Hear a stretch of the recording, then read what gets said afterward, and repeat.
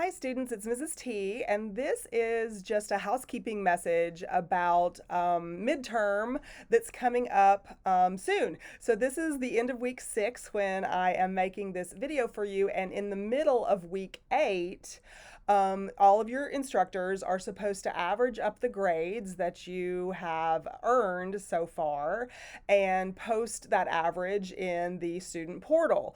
And so I just wanted to give you a heads up about the grades that I intend to use to average for you and post in that portal so you can see it and use it as your official midterm grades for scholarship applications and just kind of a pulse check for yourself.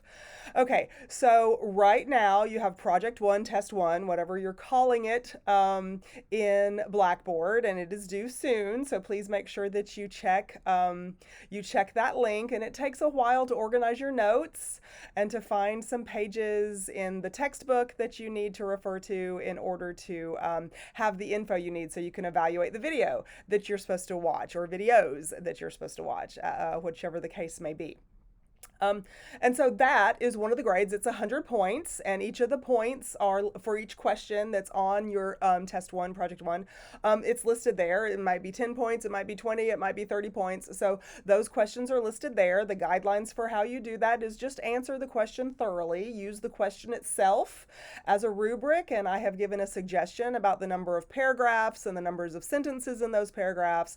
But there's no word count like you have in your free-flowing, not necessarily for accuracy purposes, reaction paper. So your reaction paper is, excuse me, literally your reaction, thus the name. Like, I didn't get creative with the name. The name reaction paper means that I want you to reflect on what we've talked about, add your own commentary, review what we've talked about, but nothing fancy, right? You don't have to do any research or anything. This project is different. You don't need to do any outside research, but I've instructed you to use your notes and the sections in the textbook that pertain to the topics that the questions are asking about.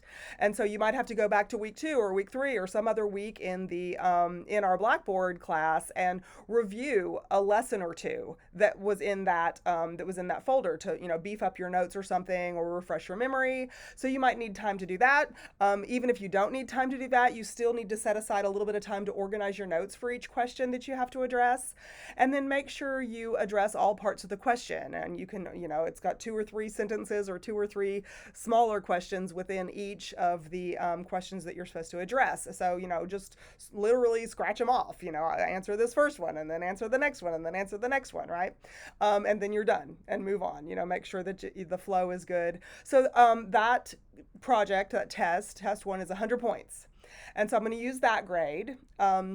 And I'm also going to use 5 reaction paper grades and 5 quiz grades. Now, by the time the middle of week 8 rolls around, we will have had 8 quizzes and we will have had 7 reaction paper opportunities.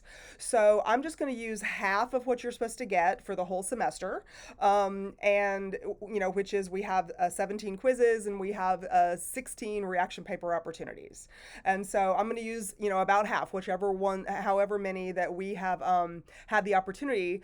And so 5, we've had an opportunity to do 7 reaction papers by the time I do this. I make the average, calculate the average, but I'm only going to use 5. It doesn't matter what type, whether it's with an outside source or not outside source. I'm just going to look at your reaction paper grades. If you have 5 reaction paper grades, you get 50. If you have 4, you get 40 points. If you have 3, you get 30 points. See, out of 50, right? I'm going to use 50 points possible. And then also for the quizzes, we will have had, 8 quiz opportunities by that time. And so I'm going to use your 5 highest scores from the first 8 quizzes that you've taken. So in other words, 50 points possible, the 5 highest scores. So there will be 200 points that I use to calculate midterm grades, and that's it. And so you need to make sure, especially if you haven't turned in very many reaction papers yet, this is week 6, make sure you turn a reaction paper in for week 6.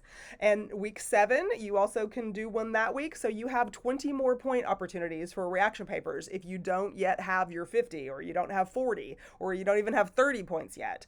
Get as many points for those reaction papers as you can. I'm going to use 50 max. And, if you already have 7 by that time, more power to you, but I'm still only going to use 50. I'm not going to use any of the extra credit points yet from the extra credit discussion board. That's going to be like later on in the semester when I go in and tally up all those points that you might have earned for yourself because of regular participation in that extra credit discussion board. So anyway, I just wanted to give you a heads up so you knew what was going to be used. We have 2 more rounds of reaction papers and quizzes, 20 points each for those two assignments, and then that 100-point test/project 1. So please text me with questions and pay attention to what I'm telling you here. And I want you to be successful, so make sure that you reach out to me if there's any question or comment that you have, or if anything in this information only video was unclear.